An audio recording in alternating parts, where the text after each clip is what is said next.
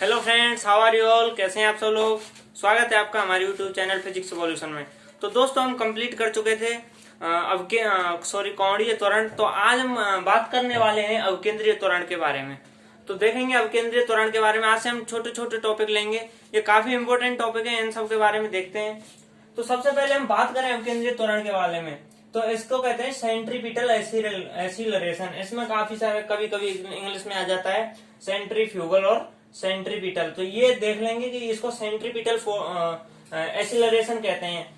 वहां पे कंफ्यूज हो जाते हैं कि भाई ये अवकेंद्रीय त्वरण है या अपकेंद्रीय त्वरण है। तो देख लेंगे अवकेंद्रीय त्वरण, सेंट्रीपिटल फोर्स। बात करें कि अवकेंद्रीय त्वरण क्या होता है। अवकेंद्रीय त्वरण होता है कि एक समान गति करती हुई वस्तु का त्वरण अवकेंद्रीय त्वरण होता है। यानी कि कोई भी वस्तु अगर एक समान, यहाँ पर ये वृत्तीय गति है, एक समान वृत्तीय गति करती हुई कोई भी वस्तु है, वो एक समान वृत्तीय गति कर रही है, तो जो उसका जो एक्सीलरेशन होता है वह अवकेंद्रीय त्वरण होता है। आगे बात करें, यह सदैव वस्तु पर त्रिज्या के अनुदिश तथा वृत्ताकार मार्ग के केंद्र की ओर कार्यरत रहता है। यानी कि यह सदैव क्या होता है कि यह सदैव त्रिज्या के अनुदिश लगता है और इसका जो वृत्ताकार मार्ग के केंद्र की ओर होता है। इसका ये अवकेंद्रीय त्वरण सदैव केंद्र की ओर लगता है। आगे बात करें कि अवकेंद्रीय त्वरण का प्रमाण क्या होता है। तो अवकेंद्रीय त्वरण होता है, यहां से देखें, A=b²/r। ये होता है अवकेंद्रीय त्वरण। यहां से b बराबर ओमेगा क्रॉस r। हमने पिछले लेक्चर में बात की थी, संबंध देखा था कोणीय वेग तथा वेग में, सरल वेग में। तो यहाँ पे आगे हमारे पास A=ω²r। अगर ओमेगा की वैल्यू यहाँ से 2πn रखें तो ये हो गया 4π²n²r। और एक और वैल्यू होती है ओमेगा की 2π/t।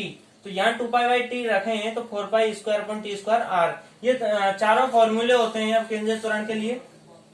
अब आगे बात करते हैं इसके लिए सबसे आगे कि भाई दिशा क्या होती है। अवकेंद्रीय त्वरण की दिशा के बारे में देखें। वैसे हम देख चुके हैं, इसकी दिशा सदैव केंद्र की ओर होती है और लगने वाले वेग सदिश के लंबवत होती है। ये होती है अवकेंद्रीय त्वरण की बात। देखें, इसकी दिशा वेग का सदिश होता है डेल्टा वी वेक्टर की दिशा में होती है। जब डेल्टा टी टेंड्स टू 0, यानी कि कोई भी हम किसी भी क्षण पर लें, तब डेल्टा वी वेग सदिश के पूर्णतः अवलंबवत होता है। यानी कि किसी भी अगर टाइम के लिए देखें तो जो वेग सदिश होता है वह अवकेंद्रीय त्वरण के अविलंबवत यानी कि परपेंडिकुलर होता है।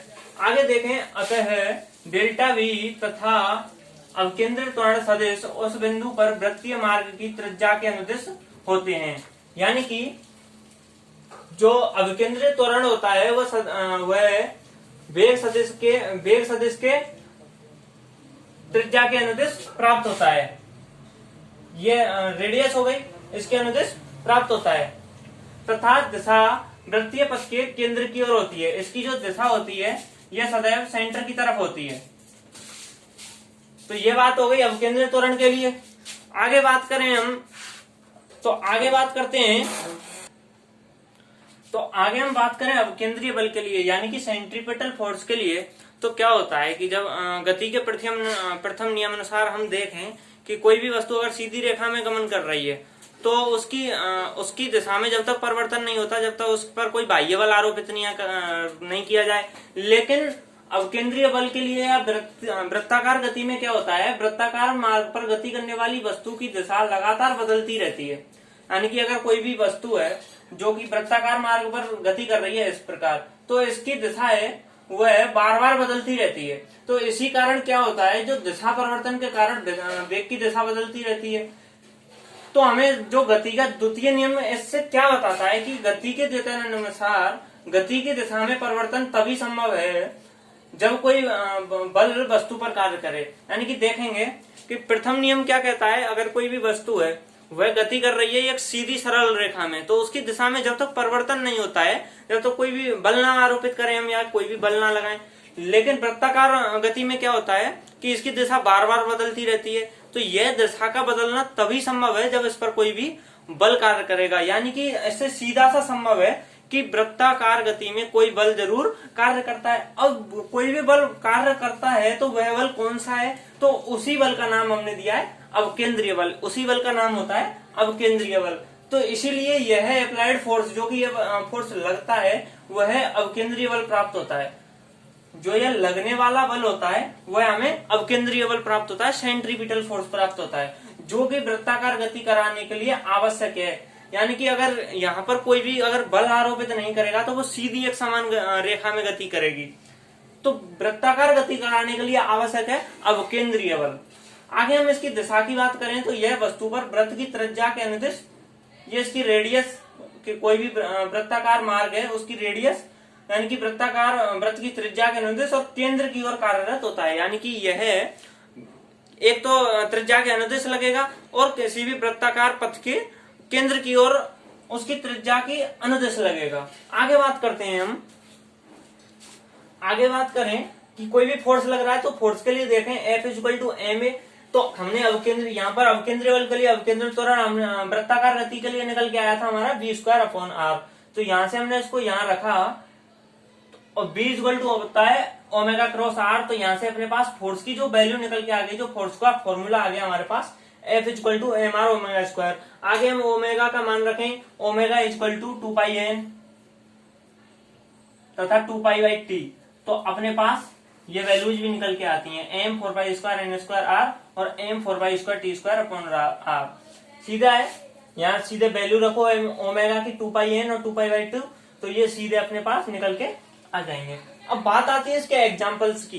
क्या है कि जो डेली लाइफ होती है उसमें अवकेंद्रीय बल का बहुत बड़ा रोल होता है।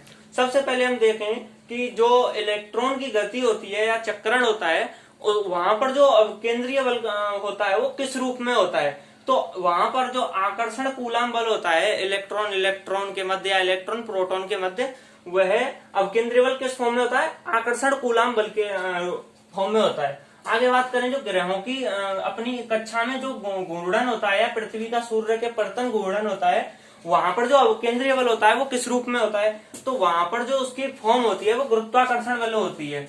यानी कि जो लगने वाला गुरुत्वाकर्षण बल होता है वह अवकेंद्रीय बल का ही एक रूप होता है, जिसके कारण पृथ्वी सूर्य के परतन घूर्णन कर पाती है। आगे बात करें कि भाई चुंबकीय क्षेत्र में जो आवेशित कण होता है वो चक्रण करता है, तो वहां पर किस बल के कारण करता है, तो वहां पर अपना बल कार्य करता है चुंबकीय बल।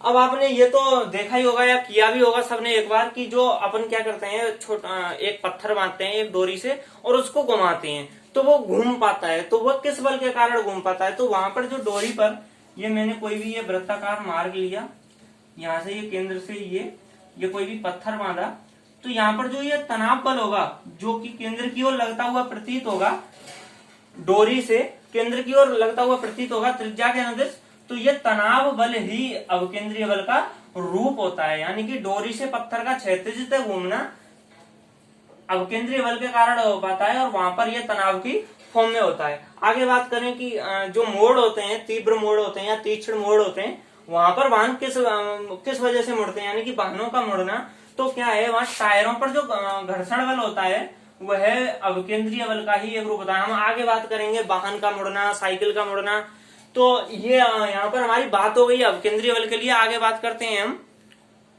आगे बात करेंगे अब अवकेंद्रीय बल के बारे में, देखते हैं अवकेंद्रीय बल के बारे में और हमें बताइएगा ये टॉपिक कैसा लगा। और अगले लेक्चर में हम बात करते हैं अवकेंद्रीय बल के बारे में, वाहनों का मुड़ना या तीव्र मोड़ पर हमारी बात हो गई अवकेंद्रीय बल के लिए। अब बात करते हैं हम अवकेंद्रीय बल द्वारा किया गया कार्य, यानी कि work done by centripetal force. तो सेंट्रीपिटल फोर्स के लिए क्या, इसमें हमने देखा कि जो फोर्स होता है वो त्रिज्या के अनुदिश और वेग के लंबवत होता है। तो आगे देखें कि इसके द्वारा कृत कार्य हमेशा शून्य होता है।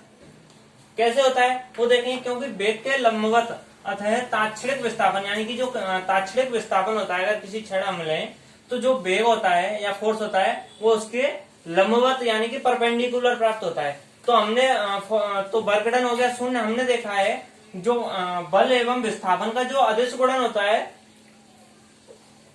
बल एवं विस्थापन का अदिश गुणन होता है कार्य के बराबर। तो हमने यहाँ से किया Fs cos थीटा, तो यहाँ पर cos थीटा का मान हो गया 90 डिग्री, क्योंकि ये परपेंडिकुलर है। तो Fs cos 90 की वैल्यू होती है 0। तो इसलिए यहाँ पर जो किया गया कार्य है वो हमारे प्राप्त हो गया शून्य। तो इससे क्या है कि अवकेंद्रीय बल के द्वारा किया गया कार्य हमें शून्य प्राप्त होता है। अब इसके कुछ एग्जांपल्स हैं कि भाई इसके क्या फायदे हैं कि अपकेंद्रीय बल के द्वारा किया गया कार्य शून्य है। तो सबसे पहले हम देखें जो इलेक्ट्रॉन के चक्रण के दौरान ऊर्जा नियत होती है। जब इलेक्ट्रॉन अपनी कक्षाओं में चक्कर लगाते हैं तो वहां पर ना तो इनके द्वारा कोई भी ऊर्जा अवशोषित की जाती है और ना ही उत्सर्जित की जाती है। तो यानी कि ऊर्जा क्या है, वहां कांस्टेंट रहती है। अगली बात करें, जब किसी उपग्रह को हम पृथ्वी की कक्षा में किसी कक्षा में वहां पर प्रक्षेपित कर देते हैं तो वहां पर उसे घुमाने के लिए, घूर्णन कराने के लिए किसी अन्य बल की आवश्यकता नहीं होती, वो अपने आप ही घूर्णन करता रहता है। तो जब उपग्रह को उसकी कक्षा में प्रक्षेपित कर दिया जाता है तो उन्हें घूर्णन के लिए अन्य किसी बल की आवश्यकता नहीं होती। तो यह बात हो गई अपकेंद्रीय बल के लिए कार्य की, और इसके कुछ एग्जाम्पल्स हो गए। आगे हम बात करते हैं अपकेंद्रीय बल के लिए।